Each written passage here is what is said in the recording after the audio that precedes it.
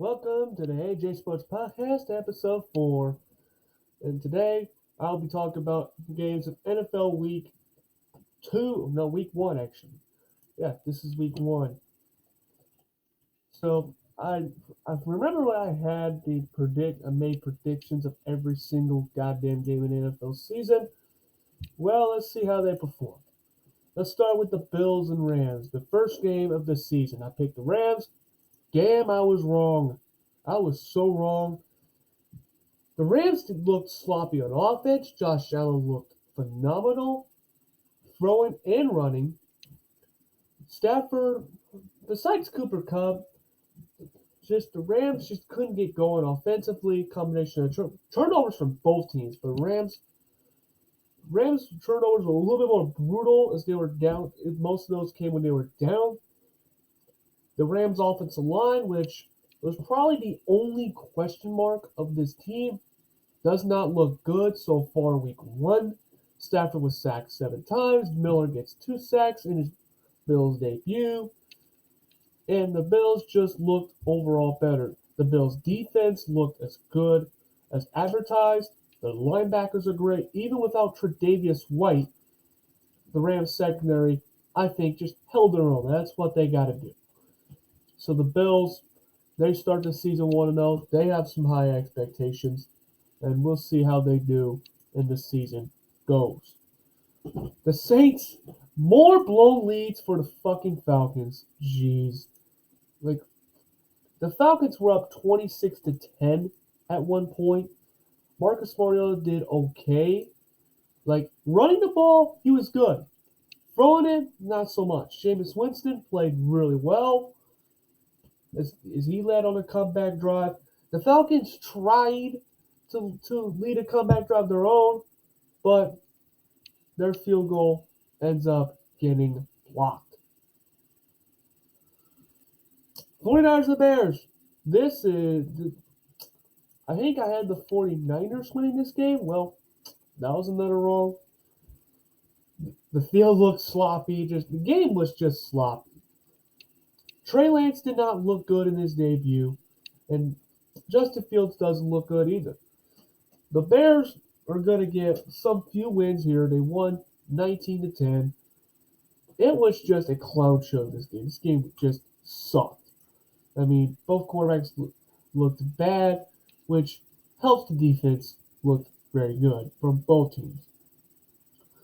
Steelers and Bengals. The Bengals' first game of the season was sloppy, very sloppy. Burrow did not look like himself. He had a lot of misreads. He got picked off 4 times. One of them was a Minka Fitzpatrick pick 6. And one, TJ Watt just jumps over and gets the pick. Which TJ Watt, luckily, did not torn his pec muscle. He will be out for like a month and a half, 6 weeks. That's a big blow to the Steelers' defense. TJ Watt is very more important than Myles Garrett is with the Browns. This game was insane. So it was 20-14. Bengals lead the drive. Burrow throws it to Chase. Touchdown. Well, what does the extra point? Well, it gets blocked. That's right, the extra point gets blocked. We go to overtime. The Bengals tried for a game-winning field goal, but a bad snap just doomed the kick. It was one of those kicks where it just wasn't the kicker's fault. Egg McPherson's a great kick. That was not his fault. It was just a bad snap. Kicks right in late. It was a bad kick. Chris Boswell missed a field goal too, but the Steelers got the ball back with no time, with just a few seconds left. Chris Boswell kicks the game-winning field goal, and the Steelers start 1-0. So, pretty overall entertaining. Really, the 1 o'clock games were very entertaining. The Eagles and the Lions, that game was pretty exciting, I would say. The Eagles won I would say a shootout, but it really wasn't a shootout. Jared Goff looked okay. DeAndre Swift had a great game. Jamal Williams piloted for 2 touchdowns. The Eagles, Jalen Hurts did okay in the passing game, but it really helps when you have A.J. Brown just having a phenomenal debut. Miles Sanders did a good job running the football. Hurts really did a good job running the football. The Eagles, a lot of their touchdowns are going to come on the run. So, a very good week for the Eagles, and we'll talk about why the Eagles are in better shape now to win the AFC and the NFC North. The Patriots offense doesn't look good. The Patriots dynasty, the Patriots era, the dynasty was over, but the Belichick era, it seems to come to a close as of right now. The Dolphins won more of a defensive type game, 20-7.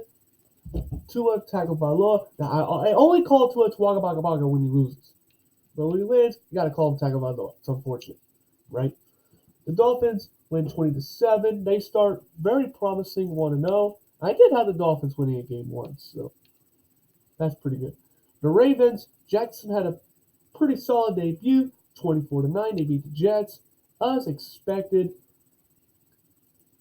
Jackson looked pretty solid. The only question we ever have with Lamar Jackson is, can he make those big throws consistently? He's made them plenty of times, but you got to make them consistently. And this week he did, and then some.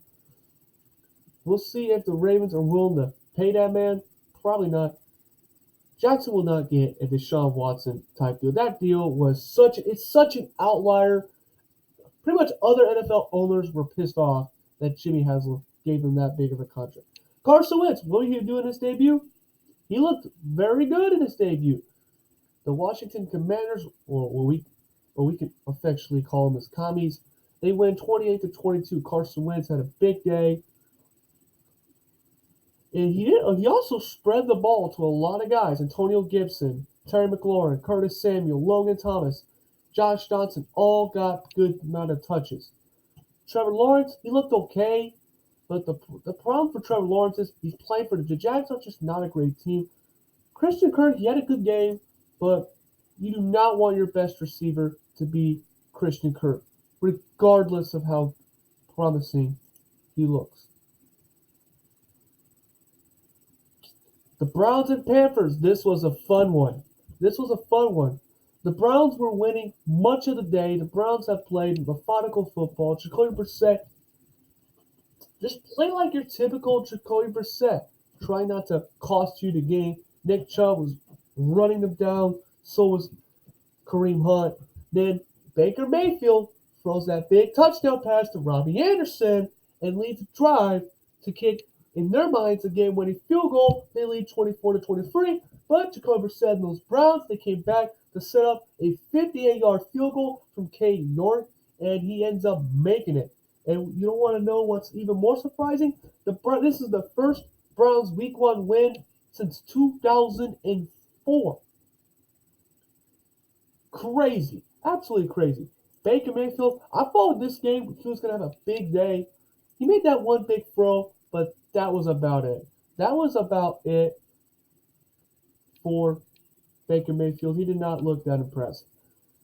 Now, as for the good old Colts, this is where I start doing a little bit of ranting or slight. The Colts did not play good. They did not play good. And one of the reasons why they didn't play good is the offense took too long to get going. They did get going, but it took way too long. The defense, they didn't do terrible, but they didn't do great either. Kwity Paye had 2 big sacks. Zaire Franklin did pretty solid as a Darius Leonard replacement, even though you can never replace Darius Leonard or Shaquille Leonard, but he wants to be called Shaquille Leonard. Sorry, Shaquille. It was Jonathan Taylor had a Jonathan Taylor kind of game. Michael Pittman was doing his thing. My question is, who's going to step up of the wide receiver group? Today, I've seen none. The ball was a little bit more spread out, which that's also a good thing. That's a good thing. You want the ball, you want targets spread out. That's a good thing. Just did not look good. And the one thing that pissed me off the most was not the Rodrigo Blankenship missed field goal, even though he's cut, so now it's Chase McLaughlin time. Was earlier in the game, it was 4th and 2, we decided to go for it, which, you want to go for it? Cool. Why in the hell do you run a wildcat with Taylor or Hines They were both in the backfield. Why the hell would you do that? Why would you want to call a wildcat on a 4th and 2? If you want somebody who can run and throw, you put Sam Ellinger out there. Sam Ellinger is a guy who can run around and make a throw when he's running on one of those type of situations. Why in the hell do you run a fucking wildcat? That I can that that blew my mind. That blew my mind. The game ends in a stupid tie. A tie.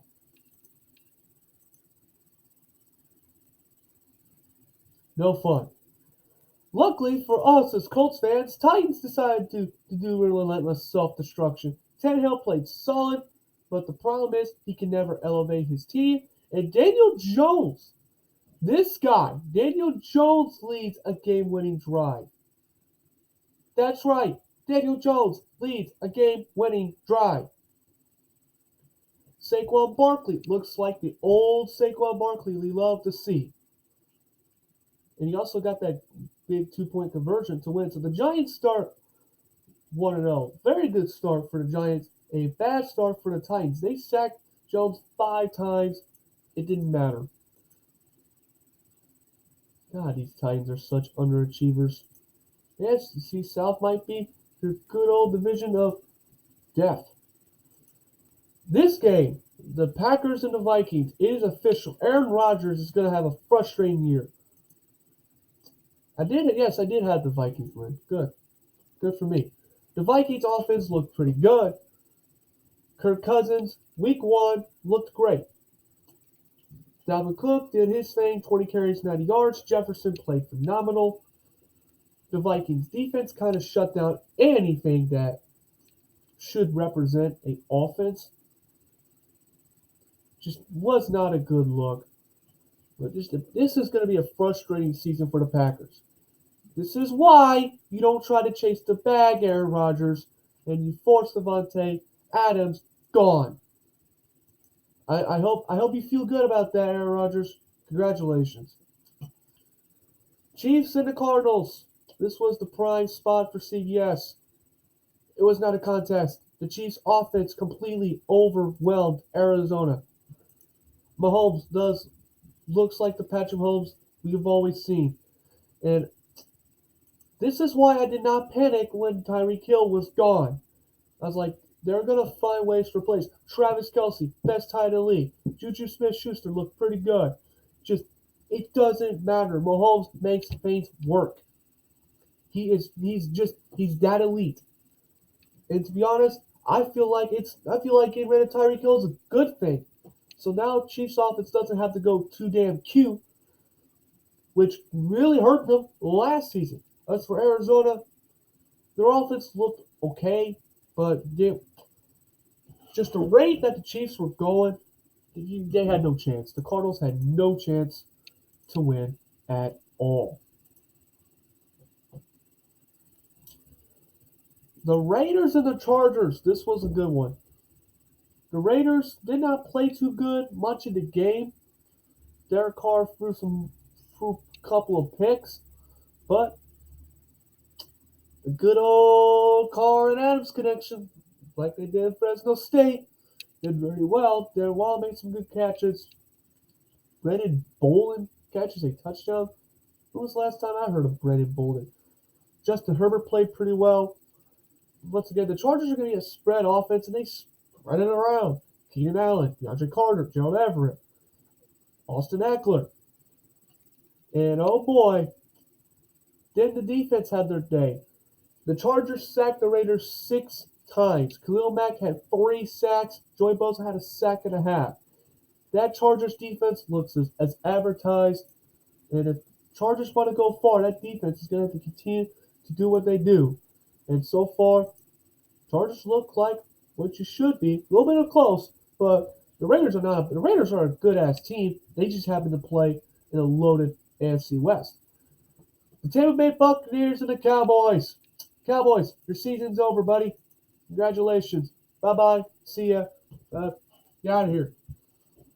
The Bucs, didn't look that much impressive offensively, but when you play against the Bucks, you got to play very good on both sides. The defense for the Cowboys, they played pretty good. But, and this is a big but, can your offense match? The answer was no. Prescott did not look good, and he injures his foot. He's out for multiple weeks. Ezekiel Elliott did okay, but the consensus is that Zeke is just going to go on a slow decline. Brady did okay. It was enough. Leonard Fournette did a good job carrying the football. Mike Evans made a big touchdown grab. Julio Jones made that big grab. It was more of a defensive type of game. It was just one of those games where the defense just won this battle, and the winner of this war was the Buccaneers. Monday Night Football. Broncos Nation, you're not riding as of right now. You are seeing Amarillo by Morning. You're seeing one of those sad country songs about that horse rider. You'll be writing that. Yeah, that random sound. I don't know. Maybe that random sound just tell the Broncos, hey, wake your ass up. Russell Wilson played very good, but it was not enough. Jerry Jeudy played great, wasn't enough. Corn's son, Javonte Williams, they played well. Wasn't enough because Geno Smith played probably the best game of his entire career. He played the best game of his entire career, and then late in the game, the Broncos were in 4th and 5. They decided, let's go for a 63-yard field goal by Brendan McNabb, who has never kicked a 60-yard field goal. He's had multiple tries, but has always failed. You probably want to put the hands on Russell Wilson instead of Brendan McManus. They decided to kick the field goal. It was no good. As a result, the Denver Broncos lose to the Seahawks, and the Seahawks got what they want, a massive revenge. Yeah, congratulations, Broncos. You're going to still have a good season. What will be the best games for week 2? Well, Thursday night, the Chargers and the Chiefs is going to be a great one. The Dolphins and the Ravens, that should be interesting. The Bengals and the Cowboys, it's not interesting. The Bengals will win. Sorry, Cowboys. Cardinals and Raiders, that will have some future playoff indications. Can the Bucks beat the Saints at New Orleans? We'll see how that goes. Sunday night, it's going to be boring. The Bears and the Packers, that's boring as hell. And week 2, guess what? You get 2 Monday nights. You get the Titans and the Bills, which should be a good one, and the Vikings and the Eagles. So 2 pretty good games. So that'll be it for episode 4. Congratulations to all the teams that won or lost. You put yourselves in that position. Thanks for watching.